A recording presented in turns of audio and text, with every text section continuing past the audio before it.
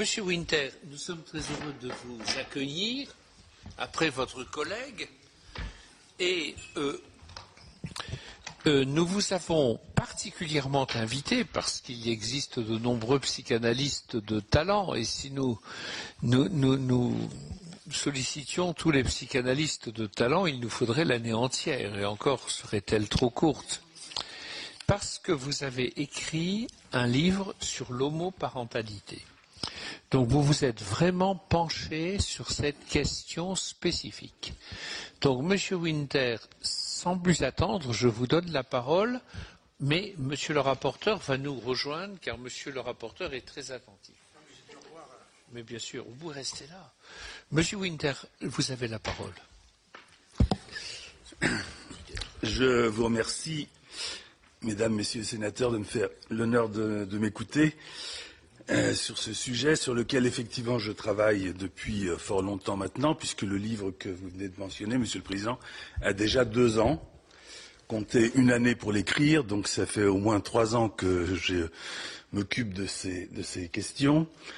Et certaines choses qui se sont produites pendant le débat parlementaire et dans les mois qui viennent de passer ont rendu déjà, en quelque sorte, un peu obsolètes certaines questions que je me posais.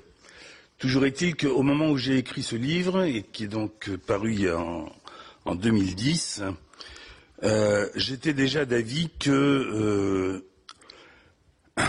jusqu'à preuve du contraire, la question de l'adoption ne posait pas de problème aussi important que ceux qui se profilent à l'horizon, c'est-à-dire ceux de la PMA et éventuellement, malgré ce qui nous est dit du côté du gouvernement, éventuellement donc les questions liées à la GPA. Donc j'insisterai,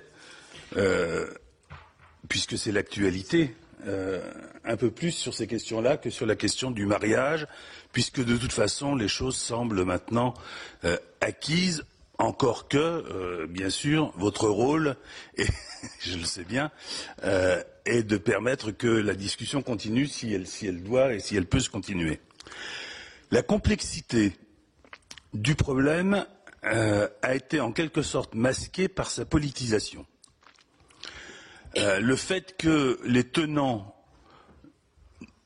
du mariage pour tous, liés nécessairement à l'adoption, et par voie d'effet domino, éventuellement à la PMA et à la GPA, ont classé les partisans de ce changement en progressistes et ceux qui s'y opposent en religieux et même en réactionnaires, voire, dans certains cas, qui sont extrêmes, mais on ne va pas l'évoquer longuement ici, en homophobes ou que sais-je encore de bien plus terribles.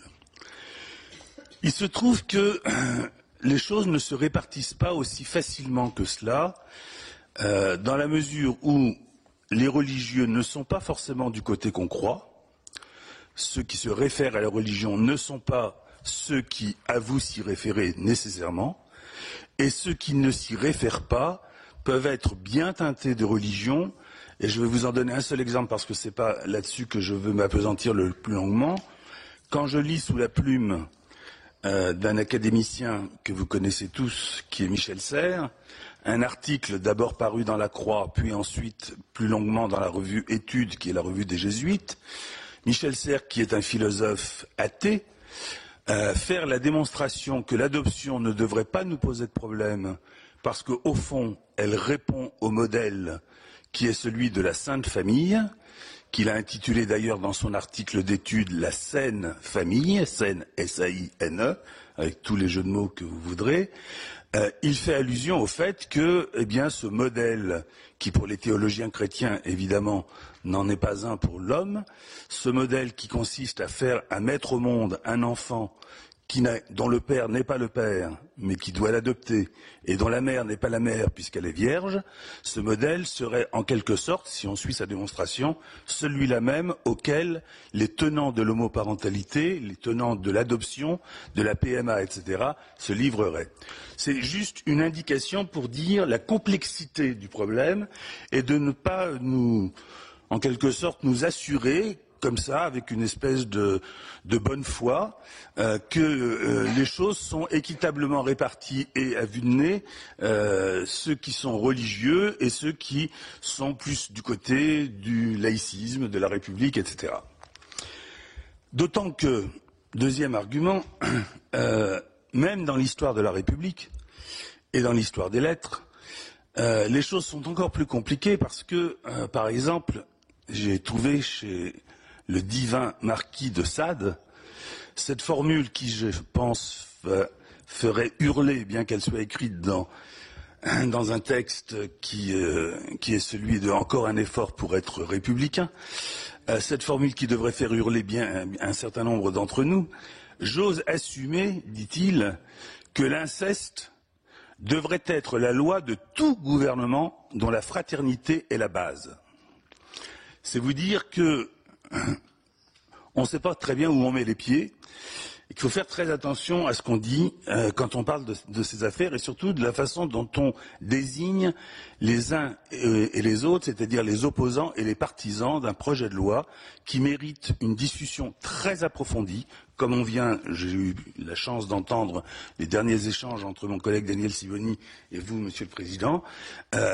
Effectivement, une des raisons pour lesquelles je pense que mon intervention peut ne pas être tout à fait inutile, comme celle de certains de mes collègues, c'est parce que nous devons nous donner le temps de bien voir toutes les conséquences de ce que nous faisons. Or, il me semble que là, nous sommes dans un temps de précipitation qui n'augure rien de vraiment favorable à l'avenir de nos enfants et à l'avenir de notre société. En tant que psychanalyste, je voudrais dire, et commencer par là, après cette introduction, je voudrais dire que la famille, vous avez évoqué tout à l'heure Madame Françoise Héritier, la famille n'est pas un concept psychanalytique, c'est un concept anthropologique. Et en tant que psychanalyste, les anthropologues travaillent à leur façon, mais en tant que psychanalyste, la famille n'est pas une de mes préoccupations majeures, de même que, quand je dis la famille, je veux dire les modalités de la famille. La façon dont les familles s'organisent au cours du temps et dans l'espace ne fait pas l'objet d'un dogme psychanalytique, quel qu'il soit, et il n'est pas vrai, quoi qu'en disent certains de mes autres collègues, il n'est pas vrai que la psychanalyse, et notamment Freud, aurait en quelque sorte modifié de fond en comble ce qui aurait été la famille bourgeoise du XIXe siècle. Freud n'a jamais eu cette intention et les occurrences dans l'œuvre de Freud qui concernent la famille se comptent sur les doigts de la main, même le mot famille. Par contre, la question de la filiation et la question, comme l'a dit dans le peu que j'ai entendu tout à l'heure Daniel Sivoni, la question des mots qui sont utilisés pour parler de la filiation et pour transmettre le fait d'avoir à se préoccuper de comment un enfant se situe par rapport à l'histoire de ceux qui l'ont engendré. Ça intéresse le psychanalyste. Ça intéresse ce que Freud lui-même appelait l'inconscient parental. Et évidemment, on ne peut pas demander au législateur d'intégrer dans les lois qu'il fait, d'intégrer la dimension de l'inconscient. Mais on peut quand même lui demander de tenir compte du fait qu'une découverte majeure a été faite au début du XXe siècle et que cette découverte nous a amené à considérer que, en plus de la réalité à laquelle chacun d'entre nous est confronté, il existe, ce qui est la découverte majeure de Freud, il existe une réalité psychique. Et que cette réalité psychique, elle est faite de toutes sortes de choses, de l'inconscient, du conscient, du rêve, du fantasme, de toutes sortes de choses qui font que nous avons à être attentifs à la façon dont les enfants qui sont les nôtres, ceux qui vont venir, ceux qui seront la deuxième, la troisième génération après les lois que vous êtes en train de fabriquer, la façon dont ils vont recevoir ce que la République, ce que la nation dit de ce que c'est qu'une filiation. Encore une fois, pas de ce que c'est qu'une famille, mais de ce que c'est qu'une filiation. J'ai eu l'occasion de parler devant la commission des lois de l'Assemblée nationale, et je disais que, par exemple, dans un contexte qui était celui d'une société patriarcale et d'une société polygame, Le 5e commandement, non pas parce que je veux me référer à la Bible comme argument d'autorité, mais c'est juste pour montrer que même à cette époque et dans ce contexte social, le 5e commandement dit, dans une société, je répète, qui est polygame, tu honoreras ton père et ta mère.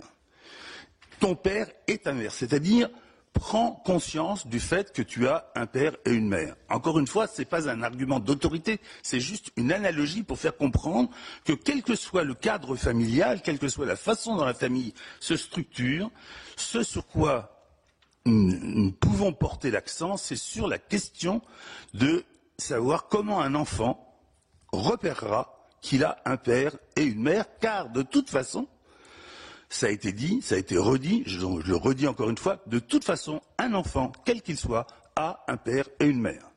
Il n'existe pas d'enfant qui n'ait pas un père et une mère. Alors, j'ai entendu tout à l'heure dans le bref échange auquel j'ai assisté, qu'il était fait référence effectivement au fait que la structure avait ceci d'autonome que si on en modifie un des termes, tous les autres termes s'en trouvent modifiés. Mais il vous a été répondu en quelque sorte qu'il y a des invariants. Et Lévi-Strauss, donc cette fois un anthropologue, et pas n'importe lequel, faisait remarquer dans un de ses textes la chose suivante. Il existe, disait-il, une infinité variété des formes de la parenté. Et vous savez à quel point Lévi-Strauss a travaillé sur les structures élémentaires de la parenté. Il existe une infinité variété des formes de la parenté et de la répartition des rôles sexuels, disait-il lors d'un congrès sur le travail des femmes, mais ce qui n'existe jamais, c'est l'indifférenciation des sexes. Et s'il y a un changement massif anthropologique majeur, qui fait que ça n'est comparable en rien à tous les changements qui ont eu lieu dans l'histoire de l'Occident, pour n'en rester qu'à l'Occident. S'il y a un changement anthropologique majeur, c'est que tout d'un coup, la question de la différence des sexes ne deviendrait plus un enjeu majeur. On touche à la différence des sexes. Ce n'est pas la même chose que le droit au divorce, éventuellement le droit à l'avortement, etc., qui ne changeait pas fondamentalement la donne de la constitution de la structure même des liens entre hommes et femmes, vus du point de vue d'un enfant. Car c'est là-dessus que je vais me permettre d'insister si vous m'y autorisez. Bien sûr.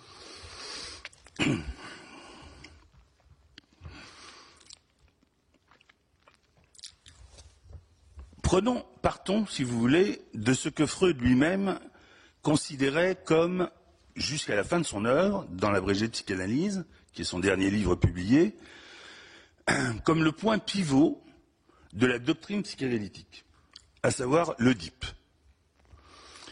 Ça a mauvaise presse aujourd'hui, l'Oedipe. Ça fait ringard, ça fait dogmatique, ça fait même, pour certains, délire. Mais enfin, ce sur quoi on n'a pas suffisamment insisté quand on parle de l'Oedipe, c'est qu'il y a une grande différence entre l'Oedipe tel que nous le concevons dans le langage courant et ce que c'est que l'Oedipe du point de vue du psychanalyste. Et pas seulement du psychanalyste. Excusez-moi, j'ai un peu chaud. Que dit l'Oedipe du point de vue psychanalytique? Il raconte quelque chose qui, pour les parlementaires écrivant la loi, a une importance, me semble-t-il, capitale.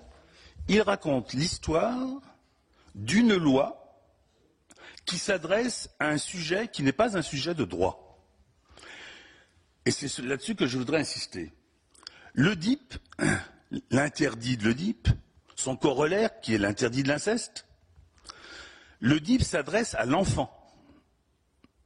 C'est à l'enfant qu'il est dit « tu ne coucheras pas avec ta mère ». Je schématise, évidemment. Ce n'est pas à l'adulte. Même si le législateur a cru bon, récemment, d'introduire l'interdit de l'inceste dans la loi, je m'y étais d'ailleurs à cette époque opposé, car l'interdit de l'inceste, s'il devient une loi de droit positif, une autre loi pourrait le défaire. C'est une loi qui est au-dessus des lois, D'autant plus que, j'insiste, elle s'adresse à quelqu'un qui n'est pas un sujet de droit, en lui demandant de renoncer assez vite, assez tôt, à ce qui est un désir par l'humanité partagée, et ceci, je dis, c'est un invariant historique, peut-être même un invariant à la fois historique et géographiquement universel, de renoncer à ses premiers objets de désir, ses premiers objets d'amour, pour pouvoir devenir un être désirant, c'est-à-dire un être tourné vers l'avenir. On lui dit, si tu veux désirer, c'est-à-dire si tu veux avoir un avenir, si tu veux te préoccuper du progrès, justement, il faut que tu renonces aux objets qui ont été les tiens, aux objets de désir et d'amour qui ont été les tiens quand tu étais dans ton plus jeune âge. C'est un paradoxe sur lequel il faut insister. Hein, c'est à l'enfant que ça s'adresse. Mais l'enfant, c'est chacun d'entre nous. Et la question qui est posée, c'est, à partir de là, celle que je me suis posée, c'est celle-ci. Quand certains psychanalystes sont brocardés parce qu'ils font appel à ce dogme qui serait l'Oedipe, en disant mais que va-t-il advenir de l'Oedipe si l'enfant est confronté seulement à deux hommes ou confronté seulement à deux femmes? La question est mal posée, me semble-t-il. S'il y a une question qui se pose sur le plan oedipien, c'est à propos des gens qui imaginent de faire un enfant en le privant soit de père, soit de mère. C'est là que se pose la question de l'Oedipe. Pas au niveau de l'enfant dont ils auront la charge, et dont je ne doute pas qu'ils sont capables, et je vais y revenir tout à l'heure, qu'ils seront capables de s'en occuper sur le plan éducatif et sur l'amour qu'ils sont à même de lui donner. C'est pas à ce niveau-là que ça se passe. C'est quel est ce fantasme d'enfant pré-oedipien qui imagine qu'on pourrait faire un enfant en décidant que, eh bien, il n'aura pas de papa, ou bien il n'aura pas de maman. Et alors on me dit, oui, mais alors là, on me dit, parce que vous aurez compris que ce n'est pas la première fois que je débatte cette question, on me dit, mais là, vous fantasmez, alors pour le compte, totalement. Les homosexuels en couple, jamais ils ne diront des choses pareilles aux enfants. Ils leur diront, aux enfants dont ils ont la charge, ils leur diront la vérité. Ils leur diront, eh bien oui, nous sommes rencontrés, nous avons décidé de faire un enfant, mais pour ça, il a fallu que nous ayons recours à un tiers d'honneur, ou éventuellement grossesse pour autrui dans le cas d'un couple d'homosexuels hommes.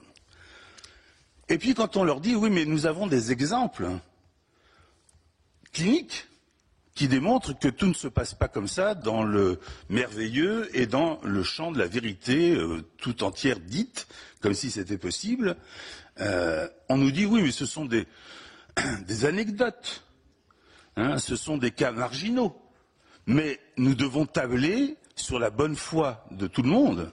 Mais où a-t-on vu qu'une loi s'instituait en tablant sur la bonne foi de qui que ce soit? Une loi est une loi et elle ne se préoccupe absolument pas d'ordonner à qui que ce soit de dire la vérité. On ne peut pas imaginer une loi qui dise vous direz la vérité aux enfants dont vous avez la charge.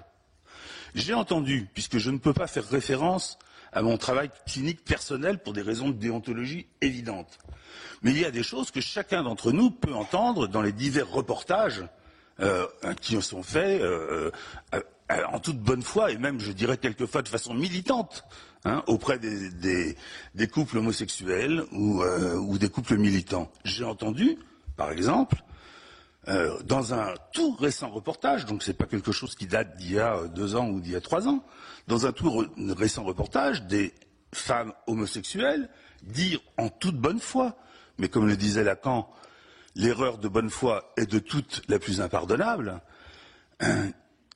Tu n'as pas de papa, disait une des 2 femmes à un enfant de 2 ans. Tu n'as pas de papa, tu as 2 mamans.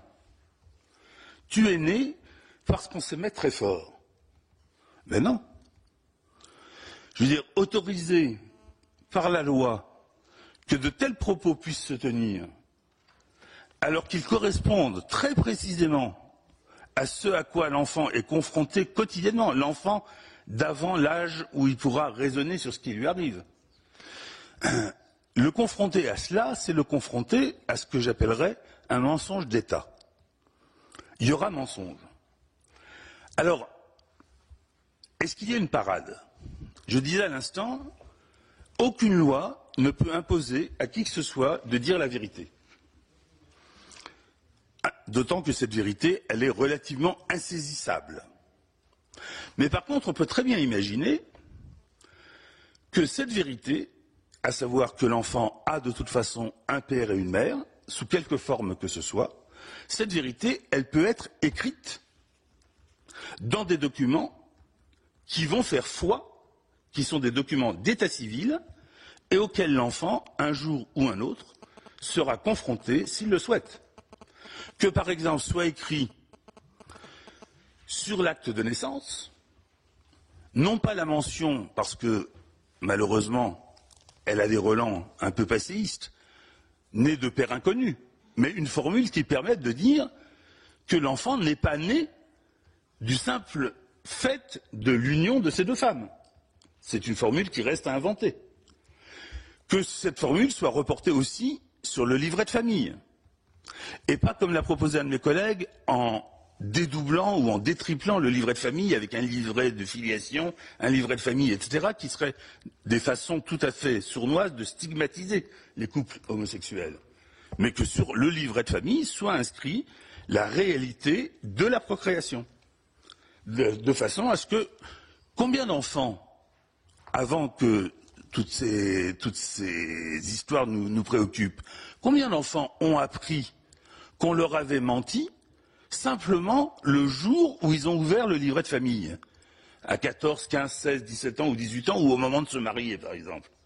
Eh bien, ce sera l'occasion pour chacun de ces enfants d'être confrontés à quelque chose qui, quelle que soit la façon dont ça leur aura été raconté, leur permettra de prendre écart, de s'écarter quelque peu des façons dont les choses leur auront été racontées. Une dernière chose, si vous permettez. Je faisais mention tout à l'heure de cette idée que puisque des couples de même sexe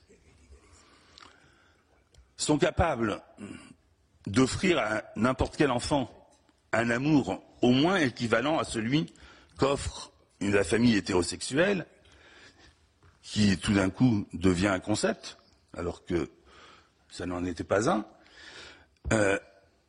ils sont aussi capables de les éduquer d'une manière tout à fait respectable et honorable. Et d'une certaine façon, cela est versé sur le compte de la psychanalyse. Je voudrais dire que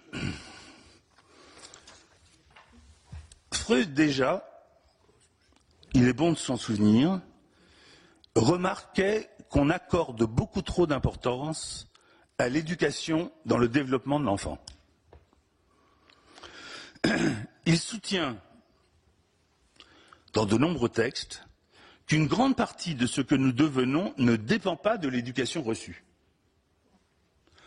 En fait, il est bon de le rappeler parce qu'on met sur le dos de la psychanalyse là toutes sortes de choses qui ne sont pas de son fait. En fait, l'éducation peut jouer un rôle déterminant, mais essentiellement quand elle joue un rôle négatif. Lorsqu'elle s'impose à contretemps des réalités physiologiques, sociales et psychologiques. L'apprentissage, par exemple, de la propreté, s'il survient avant la maturation physiologique des sphincters, a des conséquences psychologiques encombrantes pour l'enfant, pour le dire de façon douce. L'assimilation de la sexualité infantile, qui est quand même une des grandes découvertes de la psychanalyse, mais son assimilation à la sexualité à l'adulte constitue pour un enfant toujours un véritable viol. Au contraire, une éducation bénéfique est celle qui favorise le sujet en favorisant son potentiel physique, physiologique et social, c'est-à-dire ses liens sociaux. Elle perçoit et respecte les temps de l'évolution de l'enfant et l'encourage dans les voies de son développement, que Françoise Dolto caractérisait par la formule bien connue aujourd'hui, allant devenant dans le génie de son sexe. Bien des parents attendent d'un enfant qu'il se développe dans le génie de son sexe. Mais souvent, c'est dans le génie d'un sexe qui n'est pas le sien sur le plan anatomique. Et là, la contrariété est grande. Je voulais une fille et je vais l'élever comme si c'était une fille. Alors vous me direz quel rapport avec le sujet? Le rapport, c'est que derrière toute cette affaire, je m'aperçois, à lire les écrits des pros, des uns et des autres, que la question de l'effacement de la différence des sexes est liée de façon théorique extrêmement serrée à la question du mariage homosexuel, de l'adoption, de la PMA et de la GPA. Et contre ça, je dis, il y a un déni de réalité, il y a un déni de réel, et on peut recouvrir ça avec tous les mots qu'on voudra. Il n'en reste pas moins que nous ne sommes pas les maîtres de la langue, et que partout dans la société, partout dans l'histoire, on a voulu être les maîtres de la langue, comme nous l'ont appris aussi bien Aldous Huxley que George Orwell. Partout où se sont imposés des maîtres de la langue, les catastrophes psychiques et surtout les catastrophes politiques qui s'en sont suivies ont été énormes. Voilà ce que je voulais dire avant qu'on puisse débattre ensemble. Merci, monsieur Winter. Donc, je vais donner la parole d'abord à nos deux rapporteurs. Monsieur Jean-Pierre Michel, rapporteur de la Commission des lois. Juste une remarque. Moi, j'ai suivi avec beaucoup d'intérêt ce que nous vient de me dire monsieur Winter. Mais il y a tout de même aujourd'hui des enfants qui naissent sans père. Ou tout au moins, je connais des femmes qui sont enceintes. Elles demandent au géniteur de ne pas reconnaître l'enfant, ce qu'il fait volontairement, et l'enfant naît, il a une mère, il est élevé par une mère. Quelquefois, au foyer, il y a un grand-père, pas toujours. Est-ce que ces femmes-là disent la vérité à leur fils ou fille? Je n'en sais rien. Celles que je connais le mieux ne me l'ont jamais dit et je n'ai jamais osé leur demander. Il y a des enfants qui sont adoptés par des célibataires. Que leur dit-on? Bon, comme ils sont adoptés, ils ont peut-être le droit maintenant à la majorité de connaître la vérité sur... ils ne le font pas toujours, ils ne le savent pas toujours. Que leur dit-on? Donc il y a quand même des enfants qui sont avec un seul parent, en général une mère. En général, enfin les cas que je connais, c'est ça. Voilà. Donc ça, c'est quand même une réalité, et donc ça va un peu à l'encontre de ce que vous dites. Peut-être que Michel Meunier, puis après vous répondrez. Il y a Michel Meunier, rapporteur pour la Commission des affaires sociales. Oui, merci. Mais moi aussi, Monsieur Winter, je voulais partir de ce que vous avez dit, c'est-à-dire avant que ces histoires nous préoccupent. Mais avant que ces histoires nous préoccupent, comme vient de dire Jean-Pierre Michel, les choses existaient. Donc les familles monoparentales, les coparentalités, les familles recomposées, les personnes aussi qui transitent, qui de hommes deviennent femmes, de pères donc deviennent mères. Donc la réalité, elle existe. Et je voulais m'appuyer sur l'enfant, l'intérêt de l'enfant. Hein, vous l'avez dit, peut-être vous entendre plus précisément sur peut-être votre définition personnelle de qu'est-ce que c'est la famille.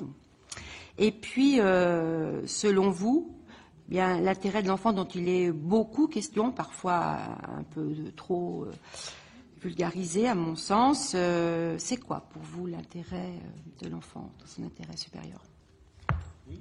Peut-être s'il y a des collègues qui souhaitent intervenir, pourrait-on leur donner la parole tout de suite? Non? Je ne sais pas s'il y en a. J'ai 2 inscrits, 3. On peut faire les prises de parole tout de suite, comme ça vous pourriez répondre à tout le monde. Donc, Madame Blondin. Monsieur le Président, mais je crains de ne pouvoir entendre la réponse parce que je dois aller à une audition à 16h30. Oh, mais vous pouvez rester un peu avec nous quand même, l'audition attendra. Oui, mais c'est très important parce que c'est Madame Nadjet Belkacem aussi qui l'a interrogé. Excusez-moi. Par contre, je voulais aussi signaler ce que Monsieur Michel vient de dire et Madame Meunier, et de plus rajouter qu'actuellement, comment pensez-vous que les enfants des familles homosexuelles qui existent maintenant, ou des couples homosexuels qui ont des familles, peuvent réagir avec tout ce qu'ils entendent actuellement sur justement ce qu'ils considèrent comme leur famille, leurs deux pères ou leurs deux mères. Je pense que ces enfants-là, actuellement, doivent souffrir d'entendre les commentaires qui sont faits sur leur situation. Comment analysez-vous ça? Et je crois que la réalité est là. Elle est ce qui est quotidien, c'est-à-dire que les couples ont des enfants, les femmes seules, les pères seuls peuvent en avoir. Et y a-t-il là aussi un mensonge d'État? Je m'imaginais un peu tout à l'heure quand vous évoquiez la définition, on va dire à cet enfant sans maman et sans papa, qu'est-ce qu'on va lui dire? Moi, je me souviens quand j'étais toute petite et que je posais la question, on me disait, et vous aussi sans doute, que les enfants, enfin les filles naissaient dans les choux et les enfants et les garçons dans les l'inverse. Voilà. Moi, c'était déjà assez compliqué et on ne nous disait rien. Voilà. Merci, Madame. Monsieur Delège. Merci, Monsieur le Président. D'abord, merci, Monsieur Winter. J'ai apprécié votre intervention qui a surtout été centrée autour de l'enfant. Ça nous a permis peut-être d'aller, selon moi, à l'essentiel. Vous avez dit à plusieurs reprises, aucune loi, j'espère avoir bien noté vos propos, aucune loi peut imposer de dire la vérité.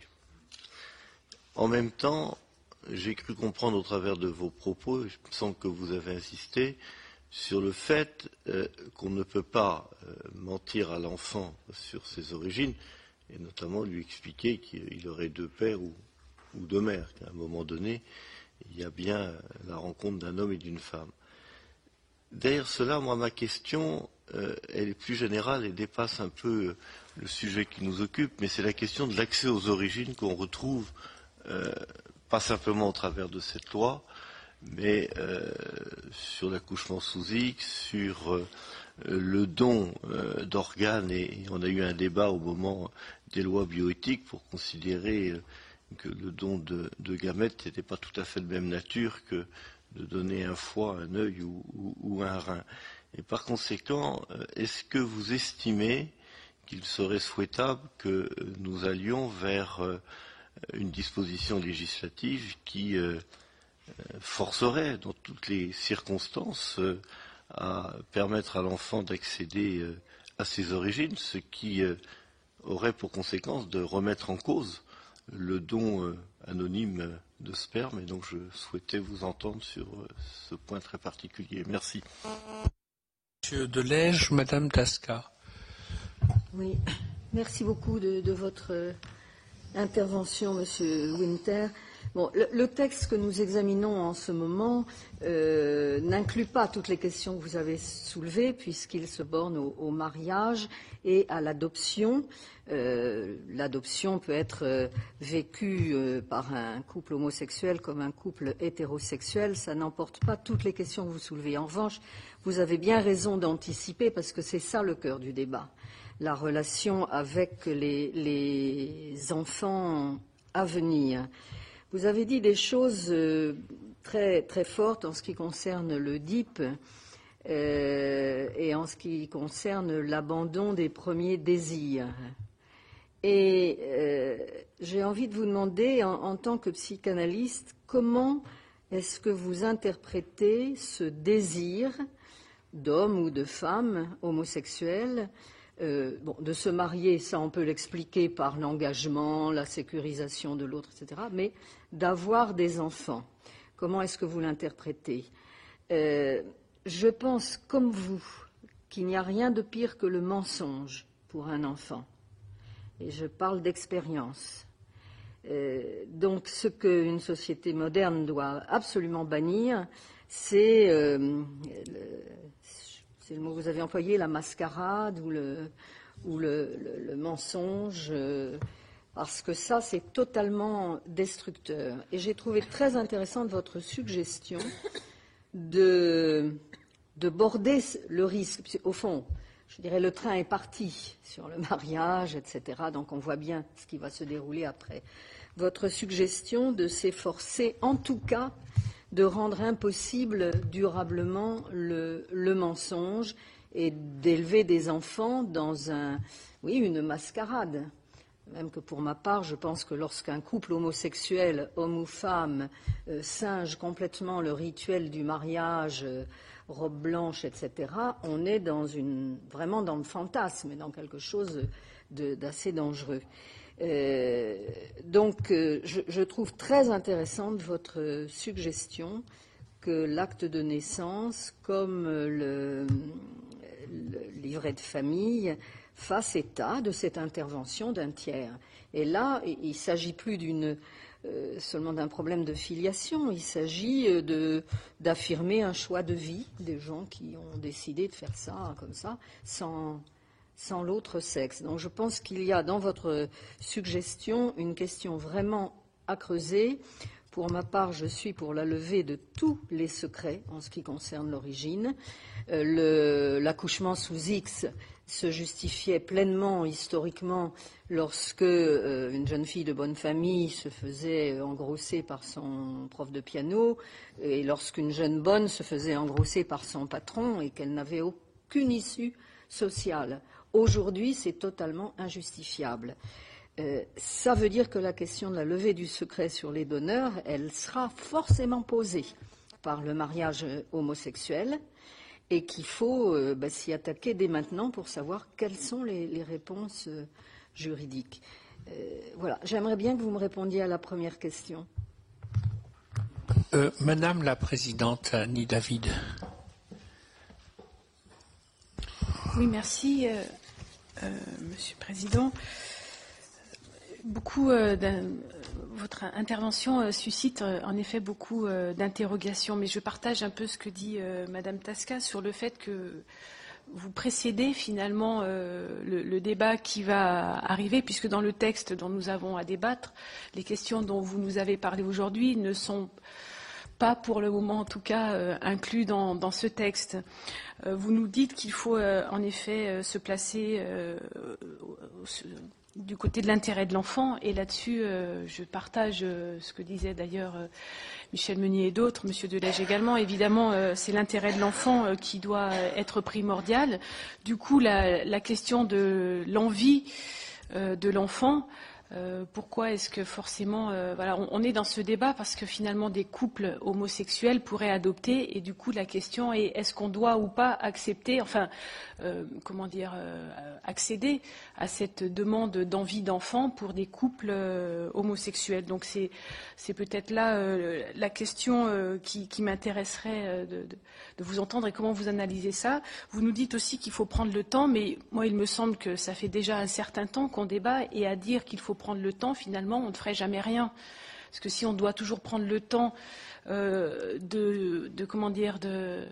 d'analyser les choses, si on n'accepte jamais de franchir le pas, on pourra jamais avoir finalement le recul suffisant pour analyser une situation, si on n'accepte jamais que cette situation, à un moment donné, elle soit effective. Donc là-dessus, je ne suis pas tout à fait, je ne vous suivrai pas tout à fait. Vous dites également qu'il faut dire la vérité. Du coup, que pensez-vous de l'adoption pour un couple aujourd'hui autorisé, hétérosexuel? Donc l'adoption est aujourd'hui autorisée. Tous les parents qui adoptent des enfants ne disent pas forcément la vérité à leur enfant. Est-ce que vous pensez que quand vous dites qu'il faut dire la vérité, ça concerne tous les enfants? Sincèrement, je vous pose la question parce que c'est une interrogation que j'ai. est-ce qu'il vaut mieux dire aux enfants ou pas qu'ils sont adoptés dans toutes les circonstances? Parce que s'il faut le dire dans certains cas, pourquoi pas dans tous? Mais est-ce que c'est mieux ou pas pour l'enfant quand l'enfant après sait qu'il est adopté? Peut-être vous pourriez nous donner quelques éclairages. Et concernant le livret de famille et notamment l'acte de naissance, je voudrais juste vous faire remarquer, mais vous le savez sans doute, qu'aujourd'hui déjà, pour les familles dont un des deux parents est étranger et les parents ne sont pas mariés, le livret de famille est tout à fait différent de celui des couples mariés ou dont les deux parents sont français, puisque le parent de l'enfant non français au moment de la naissance est inscrit sur le livret de famille comme une mention particulière. Et j'ai eu l'occasion de voir ce livret de famille il y a quelques jours d'une jeune femme qui est algérienne et dont le compagnon est français. Ils ont eu tous les deux un enfant, et sur le livret de famille, elle n'est pas reconnue comme elle n'est pas la mère de l'enfant.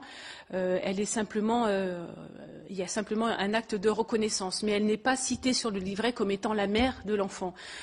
Pourtant, là pour le coup, c'est bien son enfant. Donc ça existe déjà sur les livrets de famille. Les choses ne sont pas non plus toujours aussi clairement inscrites, père et mère. Donc voilà, je voulais juste vous rappeler ça, parce que je pense que ça devra faire partie, sans doute, Monsieur le Président de la Commission des lois, des choses qu'il faudra faire évoluer sur le rôle des parents, enfin la parentalité en tout cas en tant que telle dans notre pays aujourd'hui. Merci Madame David. Alors Monsieur Winter, voilà de nombreuses interrogations que je vous remercie de poser, même s'il ne va pas être commode en 10 minutes de répondre à des questions qui, pour chacune d'entre elles, mériteraient de très longs développements.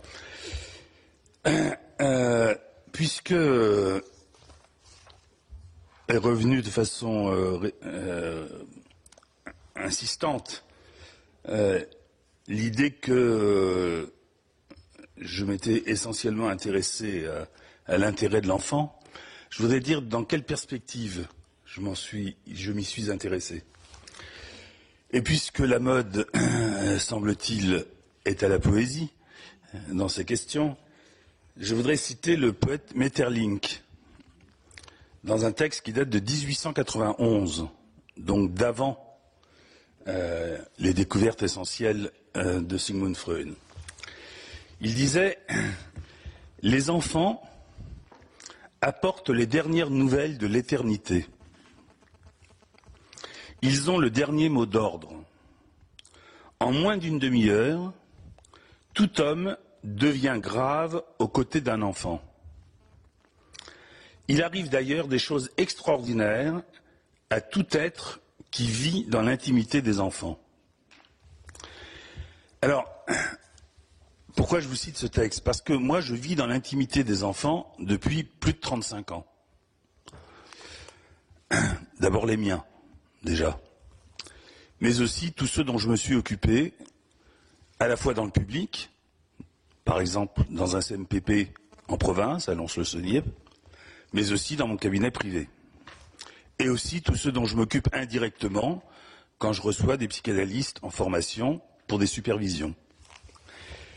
Et vivre dans l'intimité de l'enfant de telle façon qu'il nous arrive des choses extraordinaires quand on est à leur contact, c'est prendre la mesure de ce qu'ils disent sans essayer de leur faire dire autre chose que ce qu'ils ont dit. Par exemple, quand j'entends un enfant de 4 ans, 4-5 ans dire qu'il appelle sa maman, c'est-à-dire sa deuxième maman, qu'il l'appelle papa. Quand je l'entends dire ça, je me pose la question de savoir, puisque cet enfant a l'air parfaitement intégré, intelligent et maîtrisant la langue, quand je l'entends dire ça, et que, immédiatement derrière, j'entends la mame en question, peut-être sur un mode défensif, dire « il dit ça, mais c'est par mimétisme avec les enfants de l'école maternelle dans laquelle il est, qui appellent le compagnon de leur mère papa ». Je me dis que cette interprétation-là fait fi de ce que l'enfant veut faire entendre Et ça me pose question. Ça ne me pose pas réponse, ça me pose question. Quand j'entends que des enfants, par exemple en thérapie, à qui j'explique les conditions dans lesquelles ils ont été procréés et comment ils sont élevés, quand je les entends me dire, en fin de séance, après des fois 20 minutes, pendant lesquelles il faut s'assurer qu'ils ont bien suivi de quoi il s'agit, me dire, mais Monsieur Winter, il n'y a pas des façons plus simples pour faire les enfants? Je me dis qu'ils me confrontent à quelque chose qui est à la limite de l'impensable.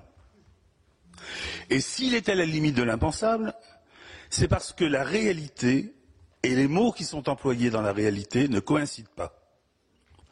Et quand je parle d'intérêt de l'enfant, c'est ça à quoi je pense. C'est-à-dire comment on va s'y prendre pour qu'il y ait une chance qu'à un moment donné, au moins une fois, dans la vie, dans le parcours d'un être humain, ça puisse coïncider. Alors, je vais répondre à la question que vous m'avez posée, Madame Tasca. Que des homosexuels aient envie d'avoir des enfants, ce n'est pas une grande nouveauté dans l'histoire. La grande nouveauté, c'est que l'État prenne en charge cette envie. Parce qu'il y a des revendications, parce qu'il y a des groupes qui se sont constitués, des associations qui se sont constituées pour se faire les porte-paroles de cette envie. Ça, c'est la nouveauté. Mais individuellement, chacun d'entre nous sait bien, connaît son histoire, et sait bien que les homosexuels, depuis toujours, soit ont envie d'avoir des enfants, soit s'occupent de fait d'enfants qui ne sont pas les leurs, qui sont ceux de leurs frères et sœurs, par exemple, mais à des places qui ne dénient pas les nominations qui doivent être celles qui respectent la généalogie et l'engendrement. C'est ton oncle, c'est un oncle merveilleux. Lui, ce qui l'intéresse dans la vie, c'est bien des choses, mais aussi, il a un lien tout à fait particulier avec toi. Donc, c'est pas ça la nouveauté. La nouveauté, c'est que,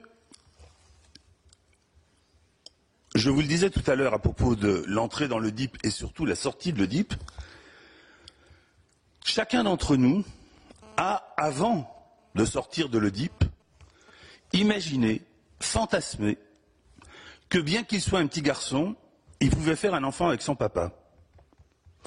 Que bien que son papa et sa maman ne soient pas du même sexe, pourtant, dans ce que j'ai appelé tout à l'heure la réalité psychique, pourtant, dans cette réalité psychique-là, papa et maman, c'est pareil. C'est deux hommes, ou c'est deux femmes. Bien évidemment, chacun d'entre nous connaît des enfants dont, comme on disait une époque, c'est dans ce couple-là, c'est la femme qui porte la culotte. Bien entendu, tout cela existe, tout ça a existé. Mais il y a un intangible qui fait qu'on pouvait mesurer l'écart entre ce qu'on pouvait imaginer étant enfant et à quoi, avec le déclin du complexe d'Oedipe, on doit renoncer. L'écart entre cela et la réalité socialement admise, pas seulement sous nos latitudes judéo-chrétiennes, bourgeoises, héritées du XIXe siècle, mais sous toutes les latitudes et quelles que soient les formes de famille. Donc, le désir d'enfant chez les homosexuels, il existe parce qu'il a existé chez l'enfant bien avant qu'il se sache homosexuel ou hétérosexuel. Et donc, à ce titre-là, la question n'est pas la question de l'homosexualité. Voilà, je vous réponds très brièvement, Madame Tasca et Madame, mais vous comprendrez que je ne peux pas développer ça longuement. Sur la question des familles qui existent, qui m'a été posée, les familles homoparentales qui existent, et aussi, comme vous l'avez dit, les familles monoparentales, les familles recomposées, les situations tout à fait particulières. D'abord, la proposition que je vous ai faite ne concernerait pas et ne stigmatise pas particulièrement les couples homoparentaux. Elle pourrait s'appliquer, enfin c'est un travail de législateur, je ne suis pas juriste, elle pourrait s'appliquer à quantité d'autres situations. Parce que les situations que vous avez évoquées en disant ce sont des situations qui existent et pour autant on n'en a pas fait tout un plat. Mais si, ça dépend où on n'en a pas fait tout un plat. On en a fait tout un plat. Et pour vous répondre, Madame, bien sûr que quand on ne dit pas la vérité aux enfants dans les couples traditionnelle, disons, puisque maintenant il faut parler comme ça, bien sûr que c'était porteur de dommages. Et bien sûr que c'est pas parce que le législateur ne s'en était pas occupé que les psychothérapeutes, les psychanalystes et tous les gens qui s'occupent de l'enfance ne s'en préoccupaient pas. On le savait très bien. On l'a dit. On a dit aussi les dangers qu'il y avait dans certaines adoptions. Mon collègue Lévi Soussan, par exemple, a fait valoir qu'il fallait arrêter de penser l'adoption telle qu'elle avait eu lieu jusqu'à maintenant comme étant ce qui pouvait se passer de mieux dans un ciel serein. Que c'était extrêmement compliqué, nous avions affaire à ça. Mais quelle est la différence? Alors, ça m'amène à dire deux choses. La première, c'est que le fait de dire qu'un enfant a un père et une mère ne se réduit pas à un papa et une maman. Un père, c'est le point d'aboutissement de la succession de toute la lignée des pères qui ont abouti à ce père-là. Et priver un enfant de père, c'est lui couper cette racine-là. De même, c'est pareil pour une mère. C'est-à-dire que dans chaque mère qui s'occupe d'un bébé, qui accouche d'un bébé, il y a la succession des mères qui ont abouti à ce qu'elles-mêmes deviennent mères un jour, au point que, si ça ne s'est pas passé dans des conditions de transmission qui sont valides, eh bien, elles pourraient, par exemple, ne pas faire d'enfant et décider de ne pas en avoir. Décider inconsciemment ou décider consciemment.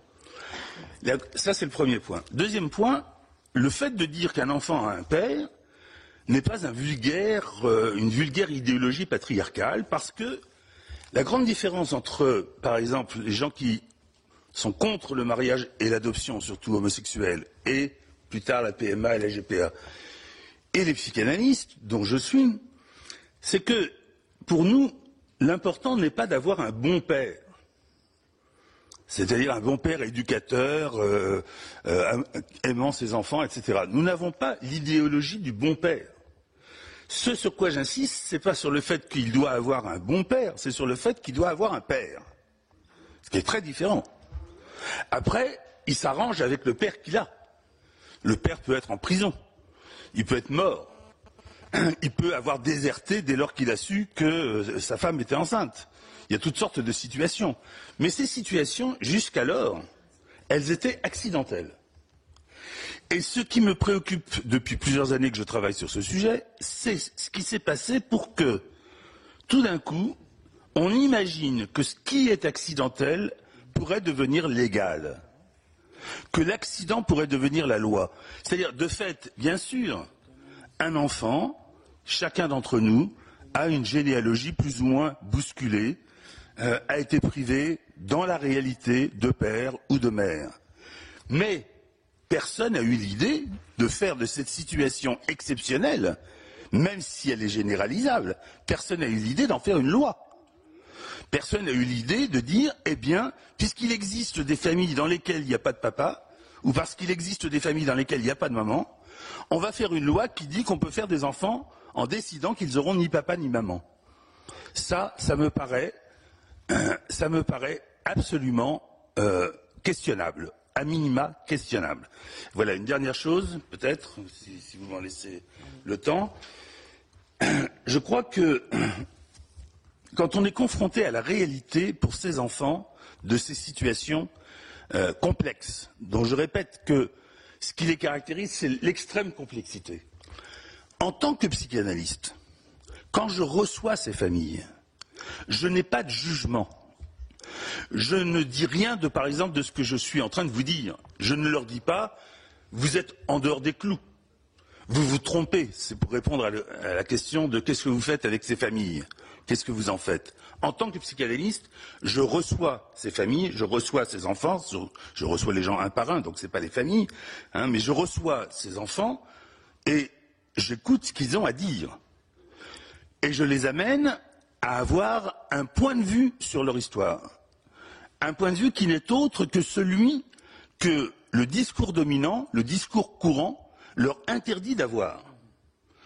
Mais quand je ne suis plus dans mon fauteuil de psychanalyste, j'ai le droit d'avoir un jugement au sens philosophique du mot, parce qu'il est fondé sur mon expérience, et que ce que j'apprends, ce que j'ai appris de la névrose pendant toutes ces années d'exercice, c'est que la névrose, ça consiste essentiellement à être privé de son propre jugement. Alors il serait quand même paradoxal que, après avoir fait moi-même une longue analyse, j'en arrive au point où je devrais, pour faire plaisir à je ne sais quel idéologue de service, de devoir me priver de mon jugement. Ce qu'on attend de moi, je reçois dans mon cabinet des gens qui ont des opinions politiques, des opinions religieuses, des opinions sexuelles, si on peut parler comme ça, qui sont aux antipodes des miennes. Mais dans mon métier, je m'abstiens, je renonce à cela pour pouvoir les écouter dans la singularité de leur parcours. Mais sorti de là, j'apprends d'eux un certain nombre de choses qui me servent à me forger une théorie et à me poser la question de savoir ce qui est, de mon point de vue, jugé acceptable et de ce qui est, de mon point de vue, jugé éventuellement pathogène. Bien, merci Monsieur Winter pour toutes les réponses que vous avez bien voulu apporter à nos différents collègues. Et nous avons un petit peu débordé. Ouais. Voilà. Merci à vous. C'est moi qui vous remercie de votre attention. Merci très sincèrement pour votre contribution.